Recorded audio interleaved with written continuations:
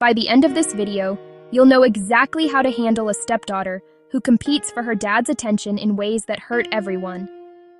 If you find this content helpful, comment, share, and subscribe so we can keep you updated regularly. This isn't just about managing a difficult situation. It's about understanding the deeper currents that move beneath the surface of family life. You are not alone in this journey.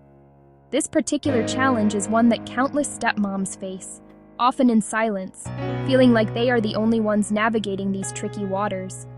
You are not to blame for this dynamic, and neither is your stepdaughter in most cases. It is a pattern, a system that has developed over time. The feelings that come with this territory can be incredibly complex and overwhelming. It's about awareness, emotional boundaries, and protecting the health of the entire household. This is about empowerment through understanding. A stepdaughter may begin to compete for her father's undivided attention. This can manifest in many different ways, from subtle manipulations to overt dramatic displays. She may try to monopolize his time, act out when she doesn't get her way, use guilt, tears, or soft-spoken requests to get what she wants. These are all attention-seeking behaviors.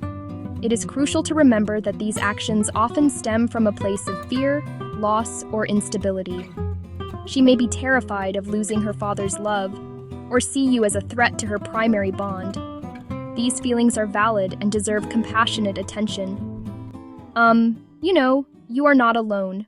Now, let's talk about a concept often at the heart of this dynamic: emotional enmeshment.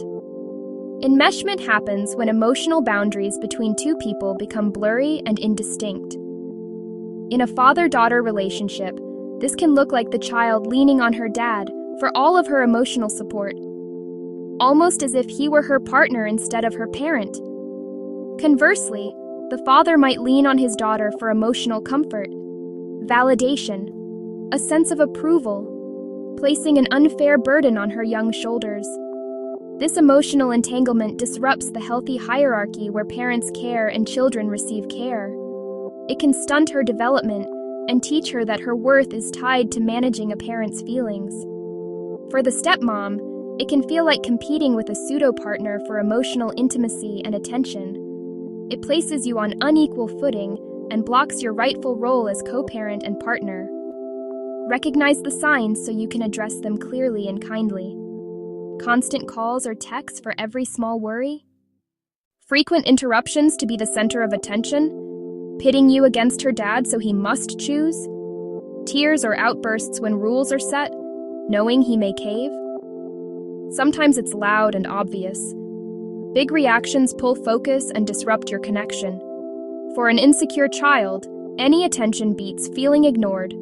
Softer tactics can include sudden aches right before your plans, or forgetting items that force dad to drop everything. Secrets in front of you create an intimacy bubble. Emotional blackmail. You love her more than me, or, if you really cared, you wouldn't make me follow this rule. Tears can short-circuit resolve.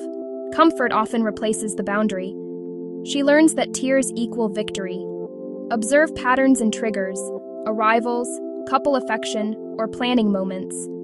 The goal isn't to punish feelings, but to stop reinforcing disruptive behavior and teach healthier ways to ask for connection.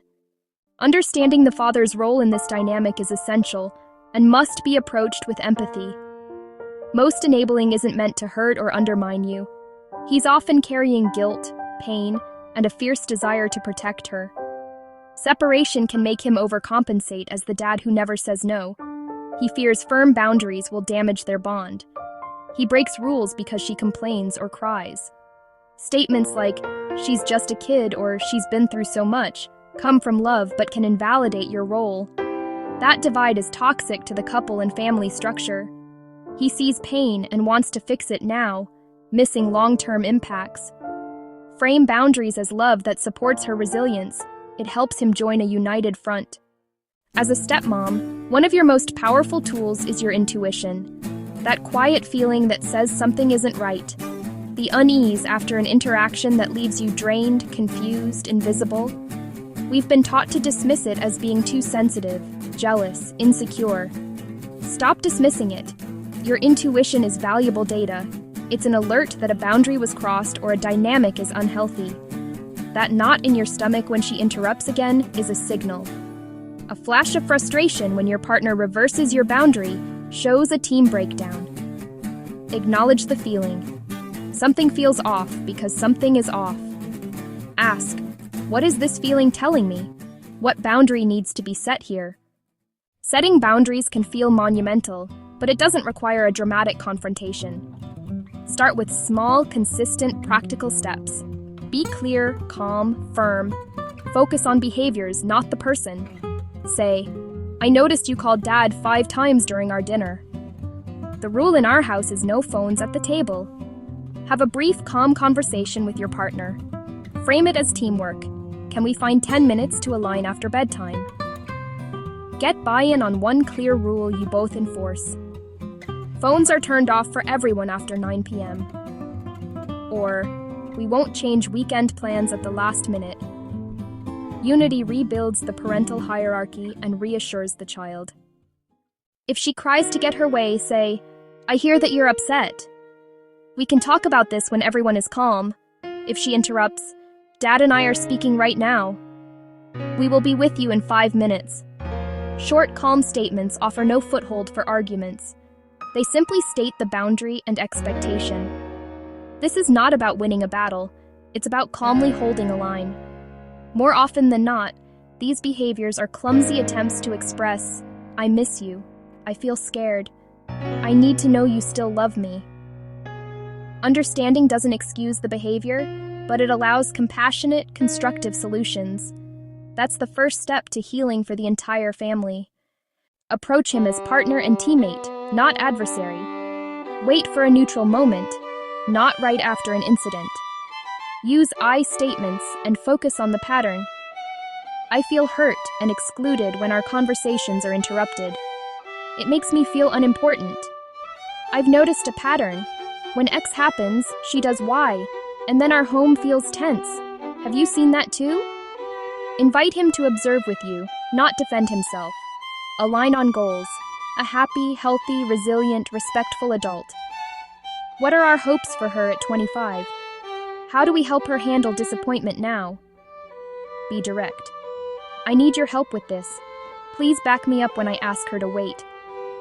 Can we agree you'll redirect her to me if she asks for something against our rules? This work is emotionally demanding. You cannot pour from an empty cup. Protecting your well-being is a necessity and the foundation of all this work. Regulate your nervous system to respond from calm strength. 5 breaths before you walk in, 3 minutes with a favorite song, or a hot bath after bedtime. These become anchors in the storm. Find people who understand. A trusted friend, therapist, or stepmom group. Connection reminds you you're not crazy, not alone, and your feelings are normal. If it's too heated, disengage. I am too upset to talk right now. I'll return later. This is strength and models healthy regulation for everyone. Conversations are more productive when everyone is calm. Your peace is worth protecting. Healing is a process, not a single event. It's built on small, consistent actions over time.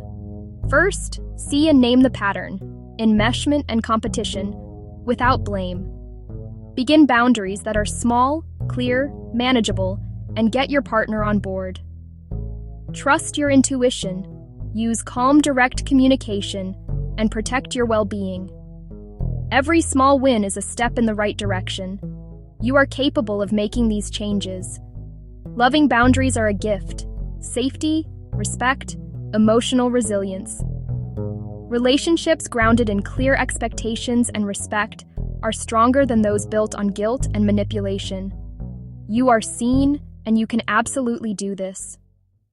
Take one small step this week. Choose one rule. Practice one short script. Or give yourself 5 minutes of quiet each day. Be gentle with yourself. Small steps, done consistently, transform. You can protect your family's heart and guide it toward a more peaceful, connected future. The work is hard, and so worth it. If this helped, comment, share, and subscribe to The Bonus Mom for honest conversations about blended families, boundaries, and healing. By addressing root causes and holding loving boundaries, your home can become calmer and more connected. You've got this. Thank you for being here.